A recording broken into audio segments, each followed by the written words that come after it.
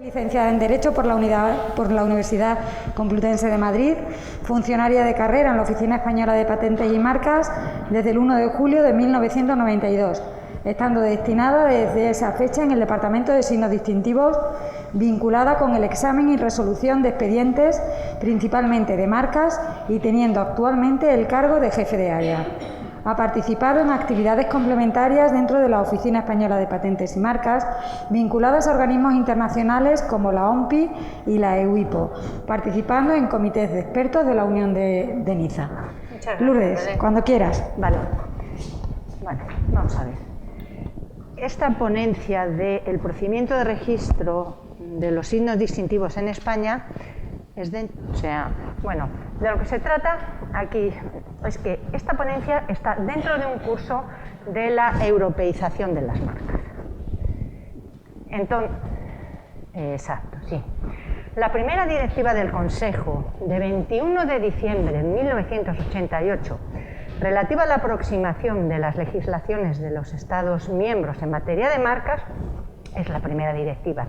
Y en relación con el procedimiento de registro, trata dos aspectos que para nosotros son importantes en relación con esta ponencia. El primero, que solo regula las relaciones con las marcas adquiridas mediante el registro, pero sin embargo da plena libertad a los Estados miembros para establecer las disposiciones de procedimientos relativas al registro. Pero tienen que establecer un procedimiento de registro. ¿Qué ocurre? Que como la protección conferida por la marca registrada tiene como finalidad primordial garantizar la función de indicar el origen empresarial, es importante precisamente cuál es para esa marca registrada el procedimiento de registro. Ahí es donde está el enlace. Pero esta directiva para nosotros nos aporta una curiosidad dentro de lo que son los procedimientos desde el punto de vista de las marcas a las que se aplica. Esta directiva se aplica a marcas de producto, a marcas de servicio, a marcas colectivas y a marcas de garantía. Y en nuestra legislación anterior, en el Estatuto de la Propiedad Industrial, nosotros no teníamos las marcas de garantía. Teníamos las marcas individuales y las marcas colectivas, pero no las marcas de garantía. Y se aplica a las marcas individuales de productos o de servicios, colectivas de garantía o certificación, que hayan sido objeto de registro o de solicitud de registro en un Estado miembro o que hayan sido objeto de un registro internacional que surta efectos en algún Estado miembro. ¿Qué ocurre? Que poco después de esta directiva, nosotros aprobamos la Ley 32/1988 de 10 de noviembre de marcas. Y esa ley nuestra, estando en vigor esta ley, fue cuando yo entré en la oficina. O sea que para mí tiene un cariño esta ley que fue con la que yo me estrené resolviendo expedientes, ¿no? Entonces, ¿qué ocurre? Que nuestra Ley 32 nos dice que el derecho sobre la marca se adquiere por el registro, lo cual era acorde con esa directiva y lo que era acorde con la tendencia que existía en los países comunitarios de nuestro entorno. Además, esta Ley 32, acabamos de decir, que introduce las marcas de garantía, que antes no las habíamos regulado. A partir de entonces tiene su procedimiento de registro, que en todo aquello que no es incompatible con la marca de productos y servicios es igual. Pero además, esta ley contemplaba el uso obligatorio de la marca, aunque cuando tenían que acreditar ese uso tenía que ser en la renovación de la marca y aportando una declaración de documento público de que usaba la marca. Aportaba el escrito notarial, fulanito dice que usa la marca. Claro, no era el método más oportuno, pero por lo menos había una inquietud y había una sensibilidad también sobre el problema de uso que ahora tenemos tan candente. Seguimos. Esa ley del 88 estuvo en vigor poco tiempo, estuvo en vigor solamente como unos 10 años. ¿Qué ocurre? que por un lado fue objeto de recurso de inconstitucionalidad de dos, del gobierno vasco, del gobierno catalán, pero el hecho cierto es que sale una sentencia del Tribunal Constitucional, la 103/1999 de 3 de junio, a la cual hay que dar cumplimiento, con lo cual esa ley tiene que desaparecer.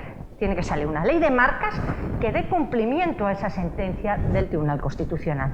Y se aprovecha esa nueva ley para incorporar disposiciones de carácter comunitario, de carácter internacional, y además aquellos cambios que se ha visto que suponían no las prácticas más acertadas por parte de la ley del 88.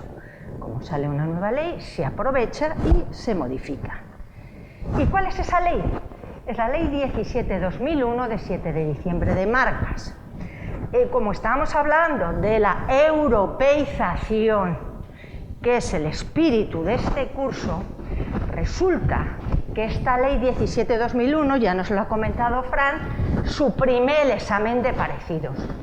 ¿Qué ocurre? Que al suprimir ese examen de parecidos se alinea con los sistemas mayoritarios del entorno europeo, pero en particular con el sistema de la marca comunitaria. ¿Qué ventajas tiene la supresión del examen de parecidos? Sencillamente evita señalar de oficio marcas anteriores cuando el titular no tiene interés en oponerse, y además le da al procedimiento de rapidez y eficacia, lo dota. Seguimos. ¿Qué ocurre? Que si yo he suprimido el examen de parecidos, pudiera parecer que se han quedado desvalidos los titulares de derechos anteriores, pero dentro del procedimiento eso no es cierto. ¿Por qué no es cierto? Porque el procedimiento que establece la ley 17/2001 es una búsqueda de anterioridades, lo que pasa que es una búsqueda meramente informática para aquellos titulares de derechos anteriores, que son marcas nacionales, nombres comerciales nacionales, o no marcas internacionales, pero que despliegan sus efectos en España, y se les indica que se va a llevar a cabo la publicación de una solicitud por si consideraran oportuno oponerse. Es una búsqueda que depende de nuestros medios técnicos, pero es una búsqueda que puede resultar orientativa y no quedan desvalidos los titulares de derechos anteriores, con lo cual la oficina muestra sensibilidad hacia todo lo que es las anterioridades registrales. Luego, eso fue en cuanto a supresión, pero la ley 17/2001 introduce, no solo suprime, introduce. ¿Qué fue lo que introdujo? Se introduce una regulación para la transformación de una marca comunitaria en marca nacional. A su vez, se introducen las figuras del restablecimiento de derechos, que ya incorporó el reglamento sobre la marca comunitaria, y la suspensión del procedimiento de tramitación, que no existía en la ley 32. Tenía que ser una orden del juez, el que te decía que se suspendiera, o bien que un solicitante era, en base al artículo 3.2, decía: yo voy a dirigirme y a presentar contra este porque yo soy notorio. Como hemos dicho que resulta que única y exclusivamente la europeización son las marcas que se registran, pues no tiene mucho sentido que le dediquemos más tiempo a hablar del artículo 3. Seguimos. El restablecimiento de derechos en sí, ¿qué es? Bueno, pues simplemente que el solicitante o titular de la marca no ha podido respetar un plazo, habiendo demostrado toda la diligencia requerida, y la imposibilidad de respetar el plazo genera la pérdida de un derecho. Pero, sin embargo, no se aplica a todos los plazos. No se aplica a las oposiciones y no se aplica para los plazos de prioridad unionista ni de prioridad de exposición. Y ahora vamos al suspenso de tramitación. En cuanto a los suspensos de tramitación, existen 4 supuestos. O bien cuando la oposición se funda en una solicitud anterior, que habrá que suspender, se suspenderá la posterior siempre y cuando ese oponente realmente se vea que sí que tiene un cierto parecido, que sí que puede existir esos criterios de riesgo de confusión, incluyendo asociación. Pero ¿qué pasa? Que esa solicitud anterior tiene o bien que haber recaído en firme o bien que sea un registro definitivo. Si no, hay que esperar. Pero siendo ya un registro definitivo o ha caído una resolución firme, entonces levantaremos ese suspenso de tramitación. Otro supuesto es que el solicitante presenta una acción reivindicatoria o una solicitud o una demanda reconvencional de nulidad o de caducidad contra el oponente. Y hacemos lo mismo, se suspende y cuando ya la firme, levantamos. Otro supuesto, ¿cuándo se presenta la solicitud de división? La solicitud de división, uno de los requisitos que exige es que tiene que haberse pedido para una pluralidad de productos y servicios, una pluralidad de clases. ¿Por qué? Porque tú tienes que aislar lo que tiene problemas de lo que no tiene problemas. Y entonces, ¿qué ocurre? Que tú solicitas la división y todo aquello que no tiene problemas continúa con un número distinto y continúa su tramitación y puede que directamente ya lo tienes concedido. Y la otra, bueno, pues tendrá que vivir los avatares que tenga que vivir, lo cual no impide que a lo mejor acabe también concedida, pero bueno. Y el último supuesto es a solicitud conjunta de todos los interesados, pero no puede exceder del plazo de 6 meses. Y en estas llegamos a la Directiva 2015-2436 del Parlamento Europeo y del Consejo de 16 de diciembre del 2015 relativa a la aproximación de las legislaciones de los Estados miembros en materia de marcas. Y esta directiva sí que introduce más modificaciones que afectan al procedimiento de registro, cosa que en las anteriores había sido de lo más liviano. ¿Y en qué consisten? Veréis, por un lado, bueno, es el Real Decreto Ley 23/2018 de 21 de diciembre de 2018, la norma que modifica la Ley de Marcas de 7 de diciembre del 2001. ¿Os acordáis que la Ley 32/1988 desapareció? Pero, sin embargo, la Ley de 7 de diciembre del 2001 lo que ha hecho ha sido sufrir modificaciones, pero se mantiene gran parte de su estructura, entonces no tenía tampoco mucho sentido dar pie a que tuviese que cambiar todo.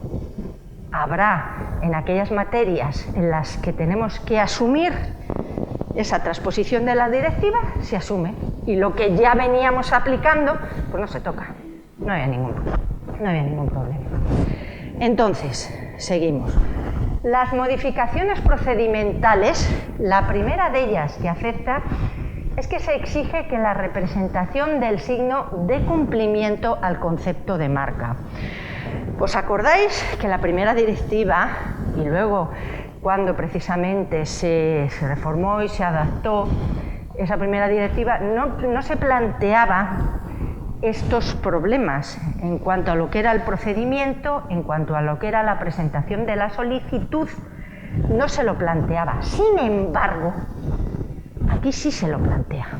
Y se lo plantea precisamente porque dice, como hay que dar cumplimiento al concepto de marca, porque si no, no se va a poder tramitar. Luego, tenemos aquí ese primer requisito. También, en cuanto a la identificación de los productos y servicios a los que se aplique la marca, tiene que hacerse con suficiente claridad y precisión para que permita a las autoridades competentes y a los operadores económicos determinar sobre esa única base el grado de protección perseguido. ¿Por qué? Porque los productos y servicios amparados son el alcance que va a tener ese signo distintivo, lo cual es fundamental. Pero aquí, además, hay que tener en cuenta una sentencia del IP Translator, que realmente a nosotros no nos supuso ningún trauma a la administración. ¿Por qué?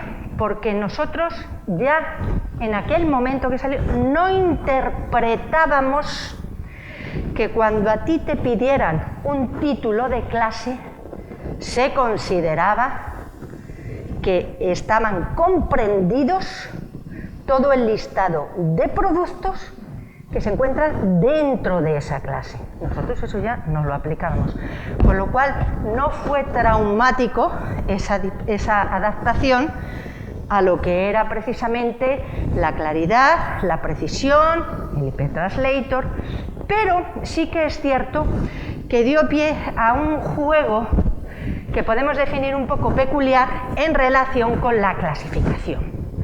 ¿La clasificación qué es? Se llama normalmente a la clasificación internacional de productos y servicios de Niza. Es una norma que solo tiene alcance administrativo, pero como todos los países que son miembros del CUP, del Sistema de Madrid, más un montón de países, organizaciones internacionales como la WIPO, la emplean, es la herramienta que mayoritariamente utiliza todo el mundo para clasificar los productos o servicios, con lo cual, para una herramienta que tenemos en común, vamos a cuidarla entre todos. ¿Y qué pasa? Que esa herramienta se estructura, mejor dicho, en que ahí están los títulos de las clases, las notas explicativas y las listas de productos o servicios, y luego ya existen unos criterios y unas observaciones para aquellos casos que tú no puedas solventar acudiendo a ese listado de productos, a esas notas explicativas y a ese título de la clase. Entonces, para que lo entendáis mejor, ¿veis aquí? Esto es el título de la clase de Niza, que dice servicios jurídicos, servicios de seguridad para la protección física de bienes materiales y personas. Y Niza sigue diciendo servicios personales y sociales prestados por terceros para satisfacer necesidades individuales. ¿Y qué hemos dicho de la adaptación de la directiva en relación con los productos? Hemos dicho que se tienen que identificar los productos y servicios con suficiente claridad y precisión para que permita a las autoridades competentes y a los operadores económicos determinar sobre esa única base el grado de protección perseguido. Y nos encontramos con que servicios personales y sociales prestados por terceros para satisfacer necesidades individuales pueden ser servicios de enseñanza de la 41, pueden ser servicios de la 44 sanitarios, psicológicos, etc. ¿Qué ocurre? Como nosotros somos miembros de la Unión Europea y estamos europeizados y procuramos estar lo más europeizados posible, evitamos que nos puedan pedir un enunciado que carezca de claridad y precisión. Para lo cual, no solamente es cuestión de decir, yo pongo ahí la lista de Niza porque soy miembro de Niza, pero lo tacho, sino que yo indico para que cuando pidan marcas y acudan a CleanMark puedan saber por qué está tachado. Y nos encontramos que nos dice que los servicios personales y sociales prestados por terceros para satisfacer necesidades individuales no son aceptables por impreciso. Por ello han sido suprimidos del enunciado general de esta clase. El solicitante deberá indicar específicamente los servicios concretos de esa naturaleza que desee solicitar. Con lo cual, yo a ti no te estoy impidiendo que pidas lo que tú quieres pedir. Lo que te digo es que seas claro y preciso. Nada más. Eso redunda en beneficio de todos. Seguimos con el problema de la clasificación en el sentido de la importancia que tiene el conocer cuál es el alcance concreto de esos productos o servicios marcados. ¿Y qué es lo que hace?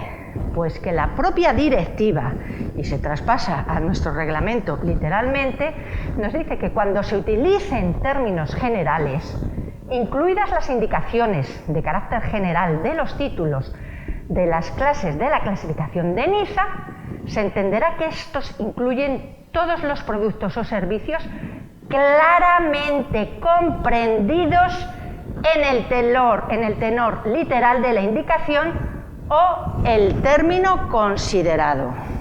Por eso hay esos tachones, pero no suprimimos esos enunciados, porque nosotros somos de Niza.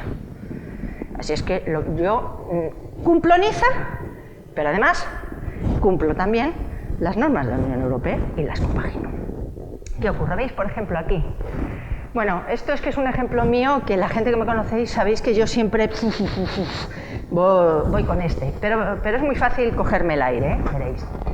¿Veis que dice instrumentos musicales, atriles para partituras y soportes para instrumentos musicales, batutas? Por donde voy es por los atriles para partituras. ¿Por qué? Porque lo normal, los accesorios siempre van con el producto principal. Si es un atril para partituras, a mí me lo pones con los instrumentos musicales porque consideras que la partitura forma parte del ámbito musical, igual que el soporte para instrumento musical, el atril, yo pongo la partitura e interpreto. Ahora veréis. Si veis, esto de aquí es la nota explicativa de la clase 15. ¿Y qué nos dice aquí abajo? Que las partituras electrónicas descargables van a la 9 y las partituras impresas van a la clase 16. Con lo cual, las partituras musicales están por ahí, pero los atriles van con los soportes de los instrumentos musicales y con los instrumentos musicales. Bueno, esto luego las cosas cambian, pero este es que como siempre me llama la atención, la gente que me conoce sabe que yo siempre pongo el mismo ejemplo, ¿sabes? A lo mejor es que en el fondo nosotros teníamos que proponer que se ordenara más, o es que a todo el mundo hace como nosotros. No le importa mucho, pero lo utiliza como ejemplo llamativo dentro de la clasificación. O sea, también pudiera ser, ¿no? Seguimos. Seguimos con la clasificación. No debe entenderse que los términos o indicaciones abarcan productos o servicios que no puedan considerarse comprendidos en ese tenor literal. Y luego tenemos que los productos y servicios no se consideran similares entre sí por el hecho de figurar en la misma clase de la clasificación de Niza, ni distintos entre sí por el hecho de incluirse en distintas clases de la clasificación. Esto último es muy fácil de ver, sobre todo en la clase 9, que no tiene nada que ver los extintores con las cajas registradoras. Entonces, eso no es difícil. Quizá nos pudiera dar más problema cuando son productos o servicios que no puedan considerarse comprendidos en ese tenor literal. En el sentido, por ejemplo, de ropa. La palabra ropa en sí no viene. Lo que te viene, tienes las prendas confeccionadas o las prendas de vestir. Tal. ¿Qué ocurre? Que si a mí me pones la palabra ropa, yo me voy a la clase 25, porque la clase 25 es la clase de las prendas de vestir, que es lo que vulgarmente llamamos ropa. Pero resulta que existe ropa para bomberos. Pues esa no va ahí, esa va a la 9. ¿Por qué? Pues que son todas las que son de seguridad, por ignífugas, por el agua, todas esas prendas especiales van a la clase 9. Y sin embargo, utilizan ese término que de forma literal y en principio todo el mundo lo clasificaría como ropa si viene como tal en la 25. De manera que nosotros las palabras, si tenemos duda de esa literalidad, pues habrá que decírselo.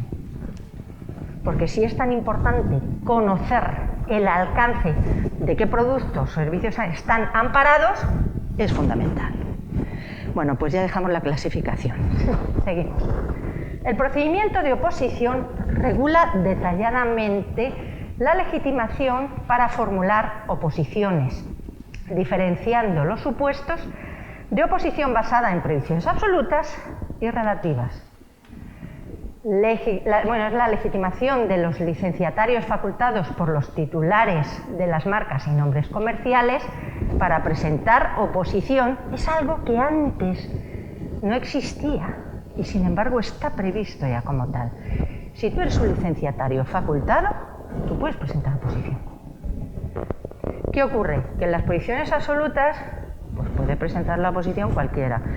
¿Eso por qué? Pues porque se trata de prohibiciones absolutas, eso lo veremos un pelín más adelante. Pero en las relativas tiene que ser aquel que está legitimado, porque es el titular del derecho anterior, o porque el titular del derecho anterior falleció y son los herederos, las circunstancias que se puedan dar en ese sentido. Seguimos. Ahora pegamos el salto al Real Decreto 306/2019 de 26 de abril, por el que se modifica el reglamento de ejecución de la Ley 17/2001 de 7 de diciembre de marcas. Realmente este Real Decreto es el que nos modifica el reglamento de ejecución de la Ley de marcas. Entonces aquí es donde viene todo lo relativo a la regulación de la prueba de uso. Como luego vamos a hablar de la prueba de uso, y aquí puntillas, vamos volando, Vámonos. Con el fin de evitar oposiciones, con el único fin de obstaculizar el uso de la marca, el titular de la marca solicitada puede exigir al oponente que acredite el uso de los registros anteriores que fundamentan su oposición, pero siempre y cuando ese uso se le pueda exigir legalmente. Entonces aquí la petición de prueba de uso solo se admitirá si se efectúa formal y expresamente en documento separado, de modo incondicional y en el plazo de contestación al suspenso. Se dará traslado de la solicitud de prueba de uso al oponente si se cumplen los requisitos legales para que el oponente en el plazo de un mes pues presente la correspondiente prueba de uso. A su vez, la prueba de uso contendrá indicaciones sobre el lugar, tiempo, alcance y naturaleza del uso de la marca, que hablaremos, en relación con los productos o servicios para los que está registrada y se basa la oposición. Y recibida la prueba de uso, se dará traslado al solicitante para que en el plazo de un mes pues, presente las alegaciones pertinentes. Vale, hemos pasado sobre todo la europeización.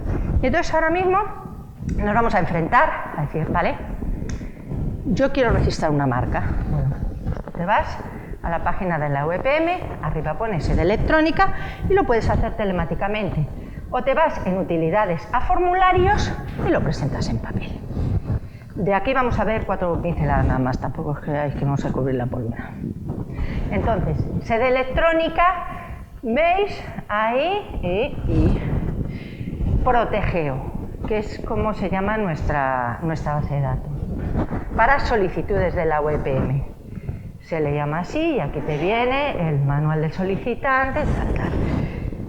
Mientras que si tú lo haces en papel, te tienes que ir a formularios, marcas y nombres comerciales, le das a marca, nombre y entonces el contenido que tú vas a tener que cumplimentar es el mismo en uno u otro, el contenido. Pero hay una gran diferencia, las tasas.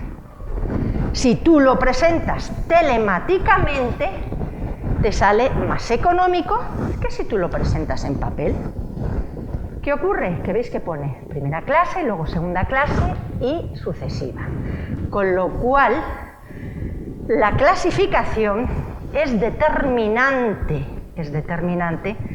porque ella es la que me va a indicar para cuántas clases se registra. Al ser la clasificación la que dice, si lo quieres para esto, tienes que ir a esta clase. Puede que lo quieras para 2 cosas que están comprendidas en la misma clase. O puede que lo quieras para 2 cosas que pertenecen a distinta clase. Si son de distinta clase, tendrás que pagar por esa primera clase más por la segunda clase.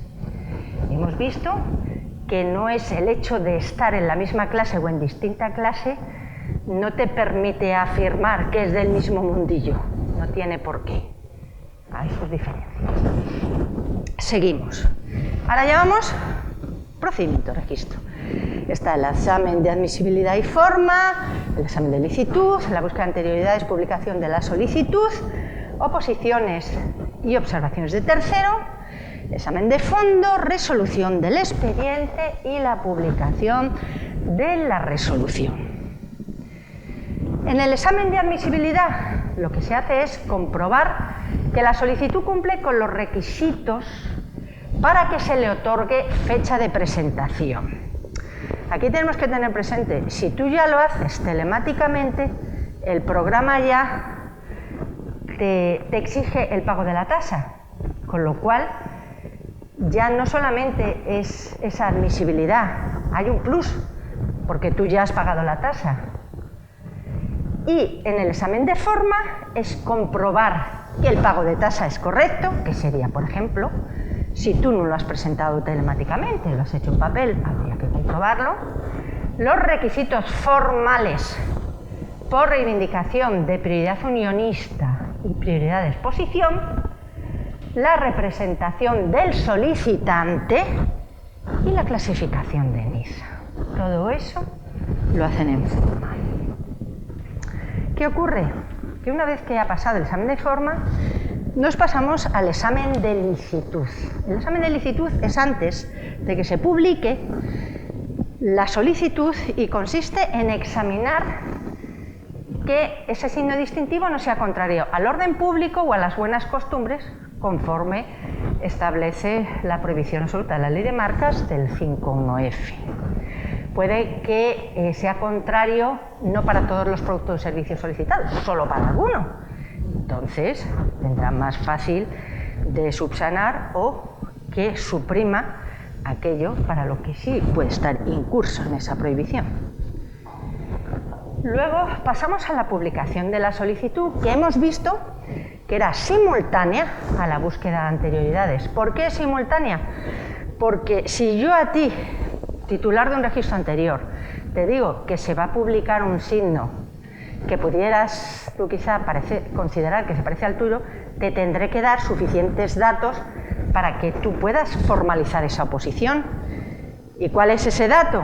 Pues saber la fecha de publicación en el boletín. ¿Por qué? Porque así te hable el plazo de oposición. ¿Qué te interesa? Bien. ¿Que no? Pues también. Entonces, para poder indicar en qué BOPIS se publicará la solicitud, da lugar a una protección provisional consistente en el derecho a exigir una indemnización razonable y adecuada.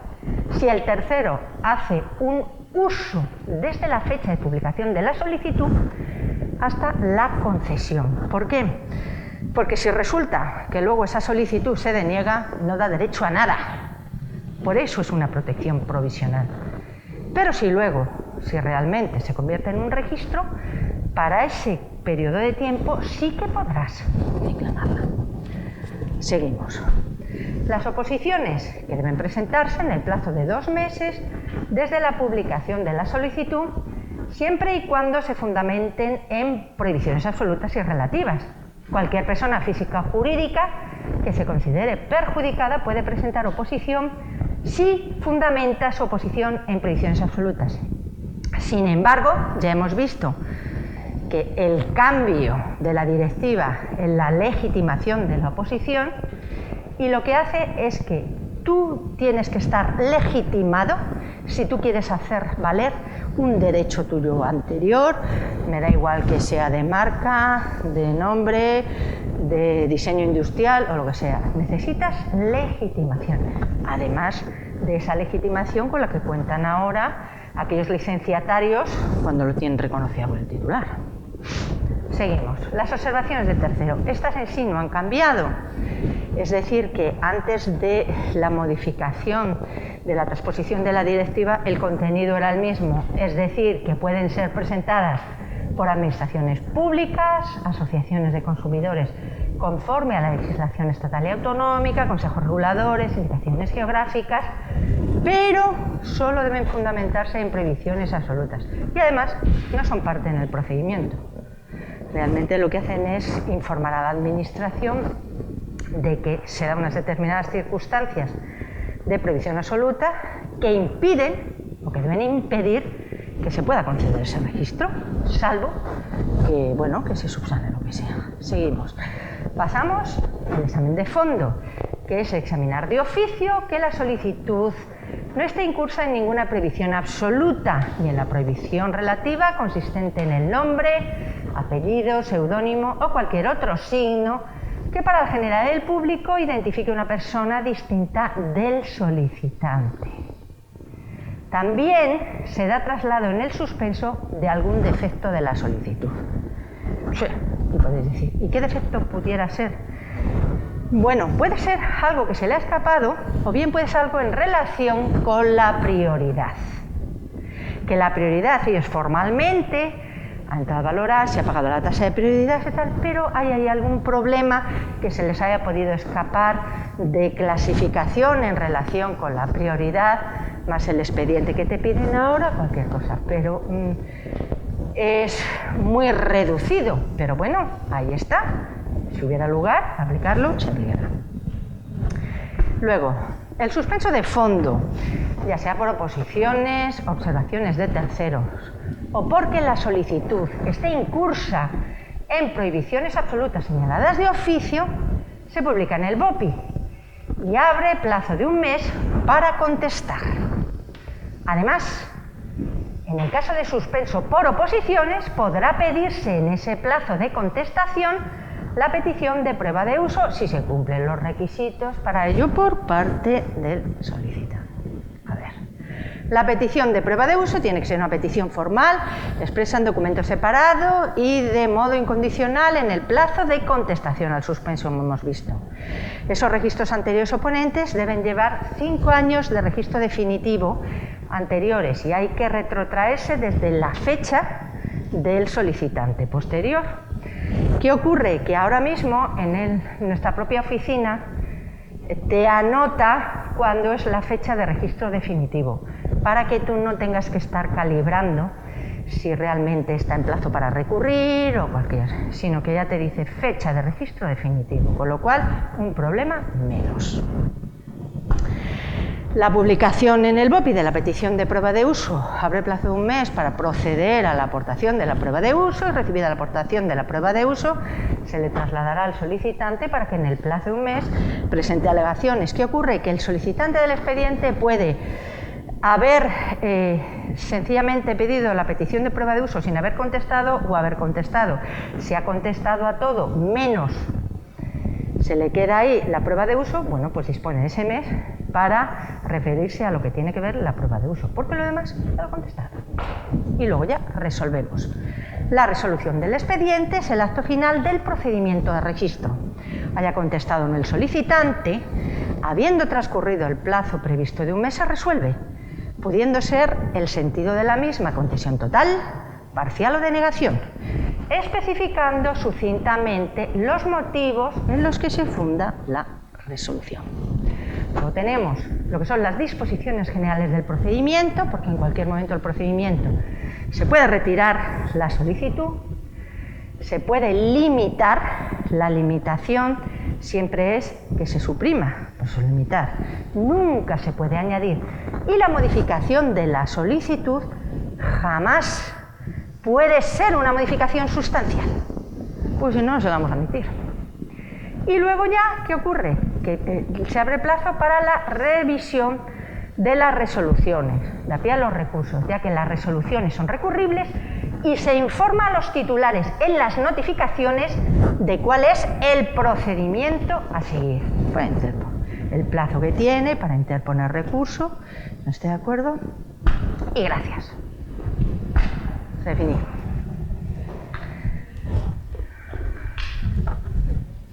Sí, ¿queréis alguna pregunta o algo? ¿Hay tiempo? Sí, pues si queréis alguna pregunta. Sí.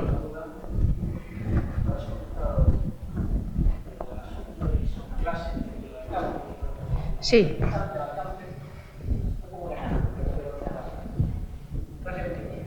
Vale. Carne, pescado, sí. Sí. Yo entiendo que va en la clase 29, la clase 29, y yo no tengo que hacer ningún movimiento a la administración de INTA de quitar, de poner, tal cual. Yo solo entiendo que la administración lo que concede es ella la que quitará o no contrato, y cuando me lo concede, yo ya tengo concedido por defecto todos esos productos, aunque yo solo me dedique al tema de carne con otros cargos. ¿Es correcto? Vamos a ver, ahí lo que pasa es que si tú a mí me lo pides para carne y pescado, extractos de carne, me pones el enunciado de la 29. No quito nada porque yo no me atrevo a quitar nada de la publicación. Bueno, si tú no quieres quitar nada de la clase 29, significa que el ámbito de protección que tú quieres para tu distintivo es el que me has enunciado, que coincide con el título de la clase 29. Pero si alguien, habiendo transcurrido los 5 años, te pide la prueba de uso, si tú no lo utilizas para leche, queso, lácteos, compotas y demás, pues entonces resulta que ahí, en ese expediente, como prueba de uso, se te va a desestimar. Porque tú realmente no la estás usando para esos productos. Entonces, ¿cómo habría que hacer? Si yo pido una marca en clase 29, ¿tengo que especificar solamente para carne? ¿Tú especificas para lo que la quieres? No, perdona, tú especificas para lo que la quieres. Entonces, la clasificación es una norma de alcance administrativo. Entonces, al ser una norma de alcance administrativo, lo que pretende es facilitar la comunicación, aunque haya veces que nos cree problemas. Por ejemplo, los bastones. Bueno, pues es que hay bastones que van a la clase 18, pero hay otros bastones que van a la clase 28 y entonces dicen, ¿no podían ustedes poner los bastones? Bueno, pues mire, ahora mismo están como están. Entonces tú tienes que decidir el alcance de protección para qué producto o para qué servicios lo quieres. Si tú, para lo que tú lo quieres, para lo que tú lo usas, está todo comprendido en la 29, pues me enumerarás que puede que coincida o que no coincida con el título de la clase 29, no tiene por qué coincidir. Tú puedes hacer una enumeración de productos cárnicos, pero que no coinciden con la literalidad de la clase 29, y me puedes pedir a lo mejor en la 31 animales vivos, que los tengas también, porque eres ganadero, que no lo sé, lo hablo por no callar. Entonces es la herramienta que es, yo quiero esto. Como yo quiero esto, ¿dónde lo tengo que clasificar? Pero nada más. O sea, a ti no te hipoteca, y si tú no tienes nada que ver con la mantequilla ni con los yogures, no me pidas yogures y mantequilla, porque no tiene mucha razón de ser. Que me lo pidas. Entiendo que especifica carne y productos cárnicos. El resto no lo solicita. Yo cuando he visto que hay tantos productos, entiendo que bueno, para el 29, mañana monto yo una lechería. Mira, es que precisamente, mira, ese era el problema con el IP-Translator, que había quien consideraba que si yo te lo pido para el título de la clase, no solamente es que estuviera comprendido el tenor literal, que sí está comprendido, otra cosa es que tú en el futuro luego puedas acreditar el uso, pero el tenor literal lo tienes comprendido. Es que resulta que había quien interpretaba, porque su propio derecho se lo permitía, que estaba comprendido el listado de productos completo de la clase 29, aunque en el tenor literal de la clase 29 no figurara, porque consideraban, si yo pongo el título de la clase 29, están comprendidos todos los productos de la 29, y no, es el tenor literal, pues no. Por eso es importante el tenor literal, por eso es importante la claridad y precisión. ¿Qué diferencia hay en registrar esta clase 29 en la clase 25 servicios de venta a través de redes informáticas? Pero es que es distinto. Ya, pero es que es distinto. Vamos a ver, una cosa son los productos y otra cosa son los servicios.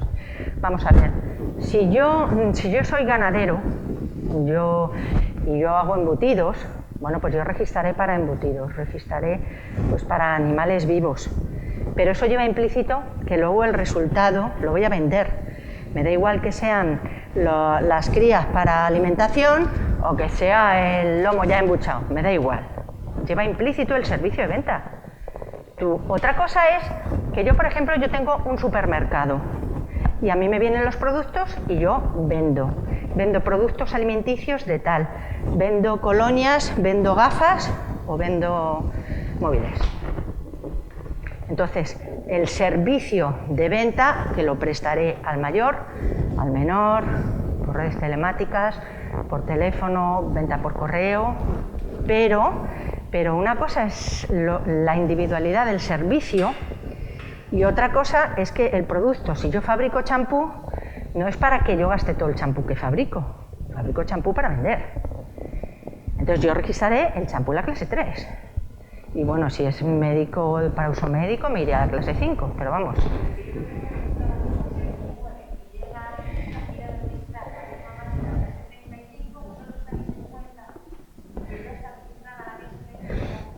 Vamos a ver, a ti, si tú tienes un registro, luego, si hay un tercero que a ti te está perjudicando, tendrás que ver en cada caso concreto. Tendrás que ver en cada caso concreto hasta qué punto te está perjudicando. Era como lo que decía la chiquita esta de San Miguel, que hasta había gente con nombres de dominio y tal y cual. Pero es que hay nombres de dominio que pueden hacer mucho daño, pero otros que no. Tienen nombre de dominio, pero no vas a ninguna parte. Es que depende de cada caso concreto. Pero en cualquier caso, clasificar es importante. Y la directiva, esta, la última, es la que ha dado mayor importancia a la clasificación. Y encima resulta que había una sentencia que era el P-Translator. Y como dicen los compañeros, en los grupos, en los working group, en los CPs de estos grupos de trabajo, es el CP1 y el CP2, tienen que ver con la clasificación.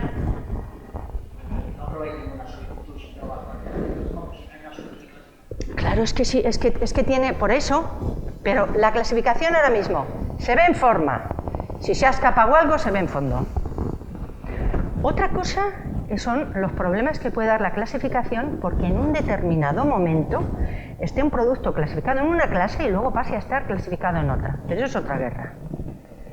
Por ejemplo, los rosarios se clasificaban en la clase 16 porque se consideraban material de enseñanza, era como una especie de ábaco para contar. Tal. Y ahora los rosarios van a clase 14. ¿Por qué? Porque se considera más un artículo de joyería, de bisutería. ¿Y eso quién lo decidió? El comité de expertos dijo, lo que ahora está aquí, ahí está. Y tú, porque lo tuvieras clasificado en la 16, ahora está mal clasificado, no, porque tú en aquel momento estaba bien. Y lo que tiene que buscar el otro es por rosarios, no por el número de la clase. Por eso el número de la clase puede tener productos que son parecidos, que no son parecidos, en fin.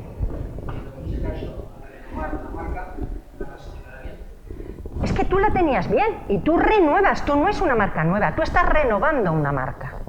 Y si tu marca estaba bien, estaba bien. Pero bueno, eso será que pides una marca nueva, no esa. Esa estaba bien y sigue ahí. Y tu marca es para rosarios, pues ya está, tu marca es para rosarios.